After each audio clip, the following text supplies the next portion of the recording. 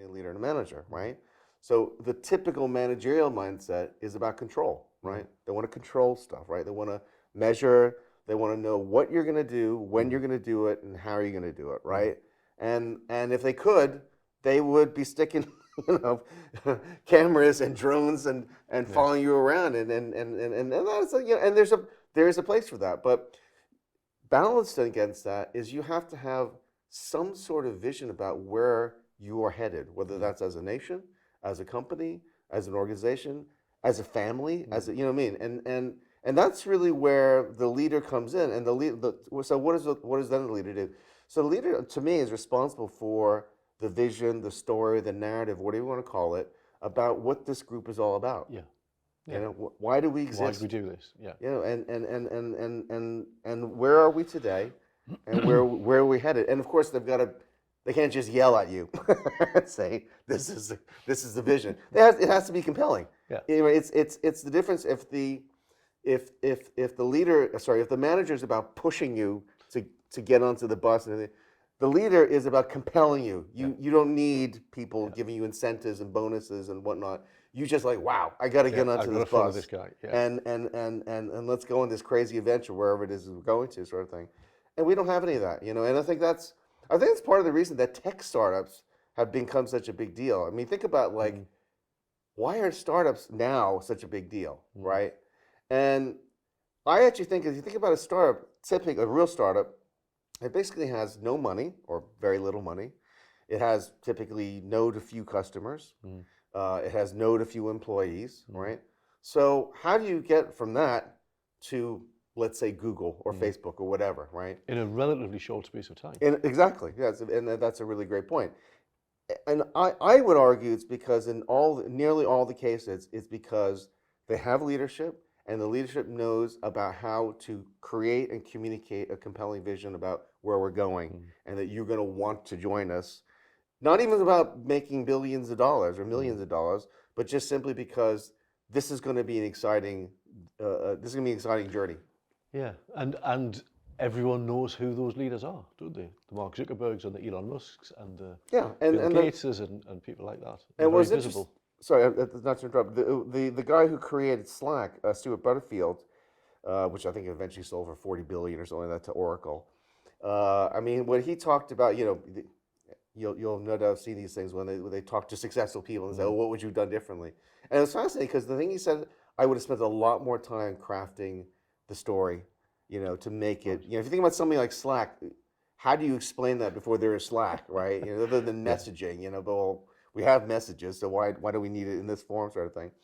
And so, you know, that to me was a kind of confirmation. And I just think, you know, it's like, I mean, I'll take myself as a great example. I mean, you know, I'm a Princeton undergrad.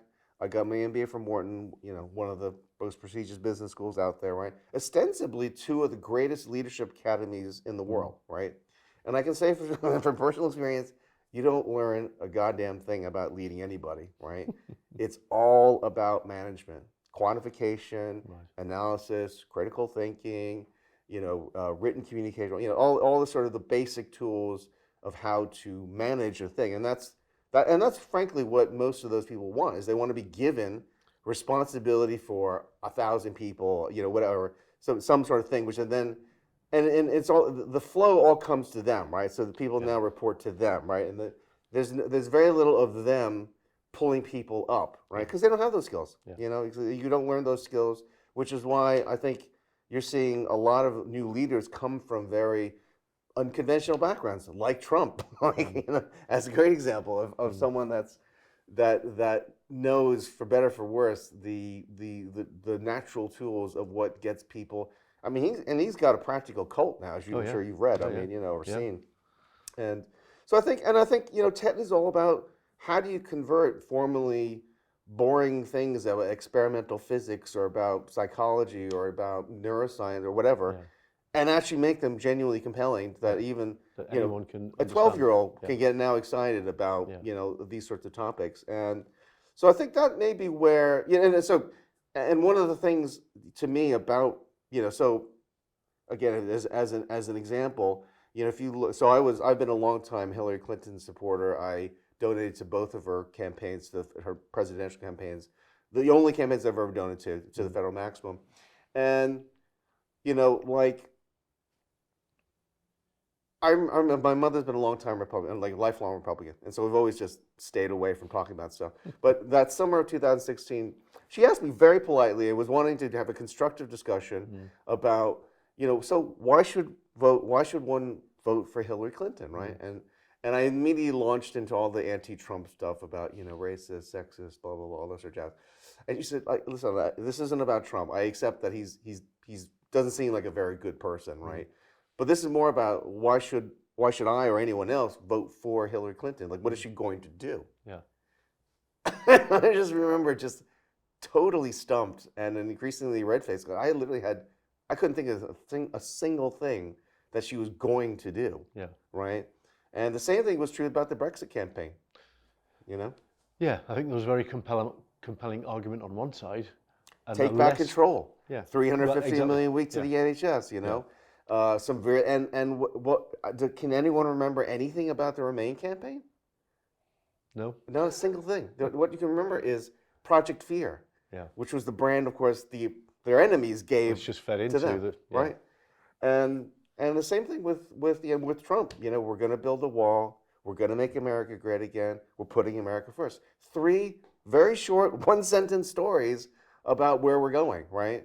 And I personally believe that people are desperate for narratives and stories about where we are headed or why we are headed, why we should be headed someplace, you know? And almost regardless of what that story is, just it's a story I recognize, I'm getting on board with it. 350 million a week to the NHS. How many people really believe that was going to happen, right? But it gave them something. They gave them something about, and then also, frankly, as well, the other thing as well is like when you're in the pub and someone says, "Oh my God, you're going to vote for Trump, or you're going to vote for Brexit," you got some lines, and you just roll them out. I mean, that's where I first heard "take back control" from, you know, 2 people that I had previously considered to be sane, saying, you know, rather rational thinkers, and they just kept powering it. They were reinforcing each other. Take back control. We're going to take 300, you know, all this sort of stuff, and it just gives people that little bit of shield that they need, and it keeps them and because, you know, for most people who aren't leaders, they don't want to be humiliated. I mean, it's, you know, part of it, I mean, we had a really interesting talk about a guy who is literally a high performance expert. He's written multiple books on it. And at the end of the day, the reason that leaders are leaders are, you know, people like, and not traditional political, people like Michael Jordan, let's say, you know, the thing about sets Michael Jordan apart, he doesn't seem to care what other people think. So he's willing to do things and be the first, stick his neck out. People start making fun of him. You know, not when he's a superstar, but when he was 12 years old, right? And and trying to do things different. And that is, and so if you can give, you know, you talk about if you are in an organization, one thing you want from your leaders is air cover, right? And so having these sorts of narratives is actually, in a sense, air cover for you.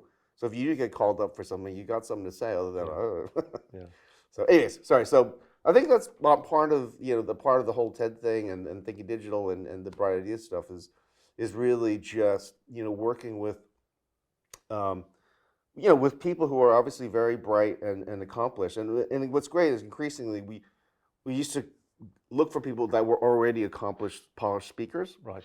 And now we can increasingly take people who don't necessarily have a lot of track record as a keynote speaker and help them get up that learning curve quite quickly, which of course they're grateful for. And once they realize